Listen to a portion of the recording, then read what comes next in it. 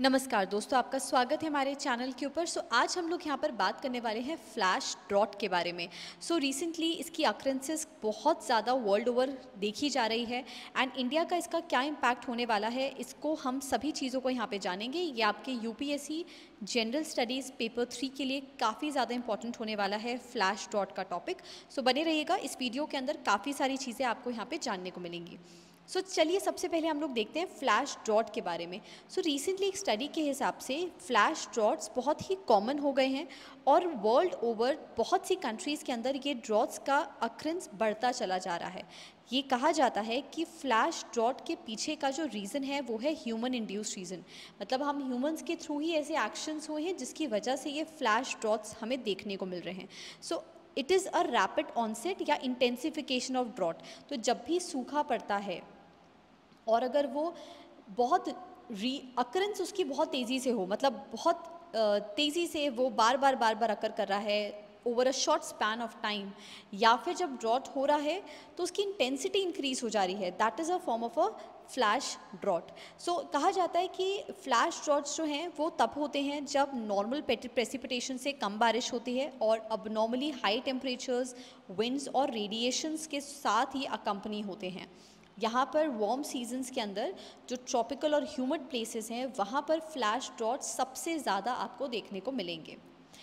यहाँ पर अगर हम लोग कन्वेंशनल ड्रॉट्स के कंपैरिजन में देखें तो वो स्लो ऑनसेट होता है, वो फास्ट ऑनसेट नहीं होता है एंड इसमें प्रेसिपिटेशन की कमी होती है एंड वाटर स्टोरेज, मतलब हमारे वाटर टेबल लेवल्स जो हैं वो भी डिप्लीट हो जाते हैं। बट फ्लैश फ्लड्स में बहुत हाई अक्रेंसेस होती हैं जहाँ पर आप देखेंगे कि लार्ज मात्रा में विंड्स और रेडिएशंस का भी फ्लो हमें देखने को मिलता है। ये बेसिकली आप यहाँ पे देख रहे हैं फ्लैश ड्रॉट के बारे में। अब क्या कारण है जिनकी वजह से फ्लैश ड्रॉट इतनी तेज़ी से अकर हो रहे हैं वर्ल्ड के डिफरेंट कंट्रीज़ के अंदर भी, और साथ ही साथ उनके अक्रेंसेस इतने शॉर्ट स्पैन में मल्टीपल टाइम्स हो रही है। देखिए, सबसे पहला रीज़न है हाई टेम्परेचर, जिसकी वजह से इवेपोरेशन एंड ट्रांसपिरेशन की एक्टिविटीज़ कंडक्ट होती हैं। High temperature increases evapotranspiration. Next, flash drought rhythmic climatic pattern, El Nino और ला नीना जो फैक्टर्स हैं जो हमारे सिस्टम, हमारे क्लाइमेट को अफेक्ट करते हैं, हमारे मॉनसून पैटर्न, इंडिया के मॉनसून पैटर्न को अफेक्ट करते हैं, उनकी वजह से भी फ्लैश ड्रॉट्स के होने की बहुत बड़े चांसेस दिख रहे हैं। If not predicted early enough, अगर इसके ऊपर पहले से ही काम नहीं करा जाता है तो ये सॉइल के मॉइस्चर को भी चेंज करता है, जिसकी वजह से हमारी एग्रीकल्चर अफेक्ट होगी, पैरेलली इकोनॉमी पे अफेक्ट आएगा और इकोसिस्टम गुड्स एंड सर्विसेज को भी डिलीवर नहीं कर पाएंगे। As a country, as a nation, India तो एग्रीकल्चर मेन स्टे भी है यहाँ पे, क्योंकि प्राइमरी सेक्टर में आज भी बहुत बड़ी जनता है, पॉपुलेशन है इंडिया की जो इन्वॉल्व है। एक्सटेंसिव डैमेज प्रोवाइड हो सकता है अगर फ्लैश ड्रॉट की अक्रेंसेस बहुत ज़्यादा हो जाएंगी तो। पैरेलली हम लोग देख रहे हैं कि ये स्लोअर वंस के कंपैरिजन में, मतलब ये ऑफन ट्रॉपिकल और ह्यूमिड प्लेसेस के अंदर देखने को मिलेगा, इंडिया, साउथ ईस्ट एशिया, सब सहारन अफ्रीका और अमेजॉन बेसिन में। ग्लोबल वार्मिंग के कंटिन्यूस होने की वजह से जो ड्राई स्पेल्स हैं वो अब अब्रप्ट हैं और बहुत लंबे समय तक के पीरियड्स रहते हैं।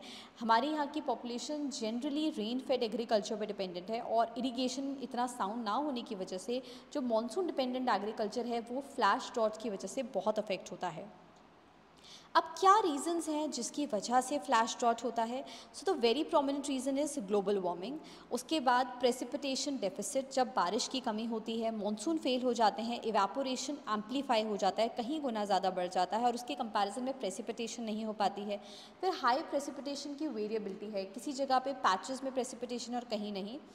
Then oxidation of ITCZ, then anti cyclones का डेवलप होना, ग्राउंड वाटर का ओवर एक्सप्लॉयटेशन करना, ऑप्टिमम लेवल पे सरफेस वाटर का इस्तेमाल नहीं होना and traditional water harvesting systems को अबैंडन कर देना, उसको प्रोक्योर नहीं करके रखना। तो ये सभी कारण बन जाते हैं जिनकी वजह से फ्लैश ड्रॉट अकर होता है। साथ ही साथ फ्लैश ड्रॉट में हम लोग देख रहे हैं कि ये रिपोर्ट के हिसाब से 21st सेंचुरी के एंड होने तक की जो फ्रीक्वेंसी है फ्लैश ड्रॉट की and concurrent hot and dry extremes जो इंडिया में होंगे वो बहुत ज़्यादा तेज़ी से बढ़ जाएंगे, कुछ 5 फोल्ड्स तक एंड 7 फोल्ड इंक्रीज़ हो जाएगा फ्लैश ड्रॉट्स के अंदर। ये रिसेंट स्टडीज़ के हिसाब से बात बोली जा रही है। इंडिया के अंदर फ्लैश ड्रॉट्स अक्सर मानसून सीज़न और नॉन मानसून सीज़न दोनों टाइम पे देखे जाते हैं, जिसकी वजह से सॉइल का जो मॉइस्चर है वो कहीं ना कहीं रिप्लेनिश हो जाता है, और जो मानसून जो टेम्परेचर बैलेंस करता है या फिर सॉइल को जो मॉइस्चर देता है, वो सॉइल मॉइस्चर उस मॉइस्चर से अपने आप को डिप्लीट कर देती है, वो रिट्रीव नहीं कर पाती है, जिसकी वजह से अल्टीमेटली फ्लैश फ्लड्स होते हैं, फ्लैश ड्रॉट्स होते हैं, and that will lead to the deterioration of the soil quality as well. So कुछ 10 से 15% राइस और मेज़ जिस इलाके में ग्रो करा जाता है वो अफेक्ट हो सकता है, एंड यहाँ पर क्रॉप प्रोडक्शन को बहुत बड़ी मात्रा पे चोट लग सकती है। इरिगेशन फैसिलिटीज़ क्योंकि वो प्रॉपर्ली डिमांड मीट आउट नहीं कर पा रही, एक बहुत बड़ा चैलेंज है, तो इसी वजह से भी ड्रॉट्स के आने की संभावना काफ़ी ज़्यादा रहती है। लेकिन अब क्या करा जा सकता है? सो गवर्नमेंट इसके लिए प्रोएक्टिव स्टेप्स ले सकती है कि इरिगेशन का प्रॉपर मैनेजमेंट हो, वाटर सरप्लस रीजन से वाटर डेफिसिट रीजन्स पे दिया जाए, अर्ली वार्निंग सिस्टम्स हो, ड्रॉट मॉनिटरिंग सेंटर्स हों, अवेयरनेस बिल्ड करी जाए लोगों में, और वाटर कंजर्वेशन और हार्वेस्टिंग पे काम किया जाए, और ड्रॉट रेजिस्टेंट क्रॉप्स को ज़्यादा से ज़्यादा ग्रो करवाने पे काम किया जाए। सो स्टूडेंट्स, हम लोगों ने यहाँ पे फ्लैश ड्रॉट्स के बारे में चीज़ों को समझा। अब इसके बाद हम लोग नए टॉपिक के साथ मिलेंगे एक नई वीडियो के अंदर। टिल देन, आपको अगर हमारी ये वीडियो अच्छी लगी हो तो आप हमारे चैनल को सब्सक्राइब कर सकते हैं फॉर फर्दर अपडेट्स। मिलेंगे नई वीडियो में। Till then, take care everyone, thank you so much.